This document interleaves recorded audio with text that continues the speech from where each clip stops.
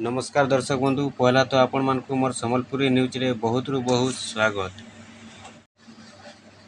आसुन आज भिडियो न जन्मा भत्ता टंका विषय रे जेंडा कि मधुबाबू पेंशन योजना विषय रे आपण माने जानिछन मधुबाबू पेंशन योजना बोले भत्ता टंका के कहा जायसी आउ से मधुबाबू पेंशन योजना जेंडा कि भत्ता टंका कहा जायसी आसुन से भत्ता टंका विषय रे जानमा जेंडा कि आपण माने जानिछन भत्ता टंका 3000 टंका समस्त को मिलवा बोली कहा जाउथिला आउ से 3000 टंका केबे मिलवा आउ केन दिन रु मिलवा से विषय आज कथा हेमा जेंडा कि आपण माने जानिछन मधुबाबू पेंशन योजना 3000 टंका मिलवा जेन कहा जाउथिला तो से 3000 टंकाटा मिलवा कि नहीं मिले आउ केन दिन रु मिलवा से विषय आज जानमा आउ जेनटा कि आमर जहाँ भी सब्सक्राइबर भाई मैंने अच्छा बहुत रु बहुत जेनटा कि कमेंट करते से बहुत धन्यवाद कहीं बोले देखुन कि से जेनटा कि कमेंट कहते कि मधुबाबू पेंशन योजना जेन 3000 टंका मिलवार थिला 3000 टंका मिलवा बोली जेन कहा जाउथिला तो से 3000 टंका मिलवा कि नहीं मिले आउ जदि मिलवा केबरु मिलवा ये विषय गोटे भिडियोटा आनुन बोली जेनटा कमेंट करते तो से भाई मानक बहुत रु बहुत धन्यवाद।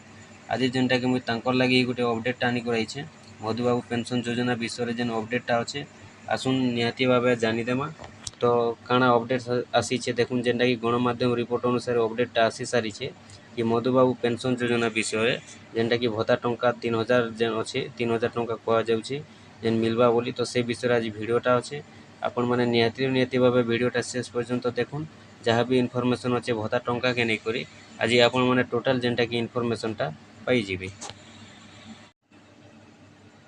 तो ये वीडियो देखबा आगु कहबा के चाहिए कि जेन आज्ञा मैंने भी जेन भाई मैंने भी आम भिडियोटा देखुछन आपण मैंने जेन योजनार भिडियोटा देखुछन जेकोसी काम भिडियोटा देखुछन आपण मैंने भिडियोटा देखला परे जदि आपन को किसी भी डाउट लगुचे जदि आपण मैंने बुझी नहीं पारुछन बेले आपण मैंने जेनटा कि आमर नंबर रे कॉल कर पचरे पारबे आपनकर जेनटा कि डाउटटा क्लियर करि पारबे तो सबु बेले जेनटा कि आपण मैंने कॉल करि पारबे आपण मैंने जेनटा कि अचिंता कॉल करबे अचिंता आपण मैंने पचरे पारबे जदि आपनकर किसी भी डाउट लगुचे जदि आपण मैंने बुझी नहीं पारुछन वीडियो देखला परे भी बेले जेनटा कि आपण मैंने नंबर केनता पाइबे देखुन कि आपण मैंने कमेंट बॉक्स रे कमेंट करबे कमेंट कला परे आपण मैंने जेनटा कि हमर नंबरटा पाई जेबे।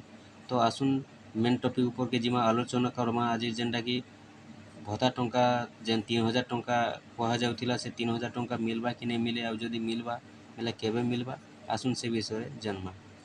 तो देखुन जेनटा कि अपडेटटा काଣା आसीछि दिव्यांग विधवा और 60 वर्षर ऊर्ध्व वृद्धा माने वर्धित भत्तारू वंचित शीर्षक मुलतवी प्रसंग उपरे सरगरम आलोचना होइछि।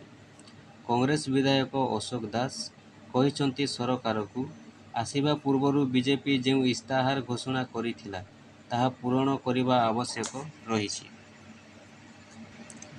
केवल 80 वर्षर ऊर्ध्व वयस्क और दिव्यांगों पई सरकार 3500 टंका घोषणा करिथिबा बेले अन्यमानंको कथा भी प्रतिश्रुति मुताबक विचार करंतु बोली कहिसंती।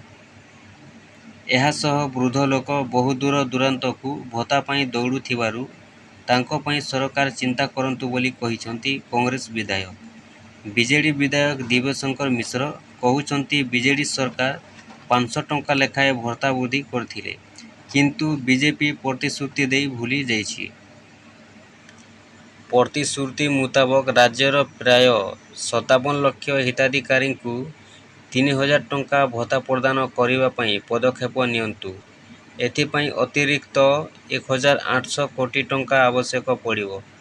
वर्तमान डबल इंजिन सरकार आसीथिबारु अधिक अनुदान देवाकू राज्य सरकार केंद्र निकटरे दाबी करंतु बोली कहिसंती बीजेडी विधायक। एमिति प्रश्नरे गृहरे उत्तर रखी मंत्री नित्यानंद गंड कहिसंती 60 वर्षरु 79 वर्ष मध्यरे थिबा 12,62,922 हिताधिकारी को 1000 टंका भत्ता दिया जाउछि। केंद्र 200 टंका और राज्य सरकार को पक्षरु 800 टंका दिया जाउछि। सेही भली 80 वर्षरु ऊर्ध्व 1,55,709 वृद्ध वृद्धा अछंती सेमानंकु 1200 टंका दिया जाउछि। केंद्र 500 और राज्य सरकार 700 टंका देउछंती। 5,25,000 विधवा महिला को 1000 टंका दिया जाउछि। केंद्र 300 और राज्य सरकार 700 टंका देउछंती। 90,000 रु अधिक भिन्नक्षम हिताधिकारी को 1200 टंका प्रदान करा जाउछि। 80 ବର୍ଷରୁ ଉର୍ଦ୍ଧ୍ୱ ଭିନ୍ନକ୍ଷମଙ୍କୁ 1400 ଟଙ୍କା ଦିଆଯାଉଛି। ଭତ୍ତା ବୃଦ୍ଧି ବାବଦରେ ମନ୍ତ୍ରୀ କୌଣସି ପ୍ରତିକ୍ରିୟା ରଖିନଥିଲେ ବି ବିଧାୟକ ଅଶୋକ ମହାନ୍ତି କହିଛନ୍ତି, ସରକାର ପ୍ରତିଶ୍ରୁତି ପାଳନ କରିବେ। ପର୍ଯ୍ୟାୟକ୍ରମେ ପ୍ରତିଶ୍ରୁତି ଅନୁଯାୟୀ ସମସ୍ତଙ୍କୁ ସାମିଲ କରାଯିବ। ମନ୍ତ୍ରୀ କହିଛନ୍ତି, ରାଜ୍ୟ ସରକାରଙ୍କ ଘୋଷଣା ଅନୁଯାୟୀ ଓଡ଼ିଶାରେ 3000 ଟଙ୍କା ଭତ୍ତା ପାଇବା ପାଇଁ ଉଭୟ ଯୋଜନାରେ 51,82,130 ଜଣ ଯୋଗ୍ୟ ହିତାଧିକାରୀ ଅଛନ୍ତି ଓ ସେମାନଙ୍କୁ ବର୍ଦ୍ଧିତ ଭତ୍ତା ରାଶି ପ୍ରଦାନ କରିବା ପାଇଁ ବିଚାର କରାଯାଉଛି। ମନ୍ତ୍ରୀଙ୍କ ବୟାନ ପରେ ପୁଣି ଭତ୍ତା ବଢ଼ିବା ନେଇ ଚର୍ଚ୍ଚା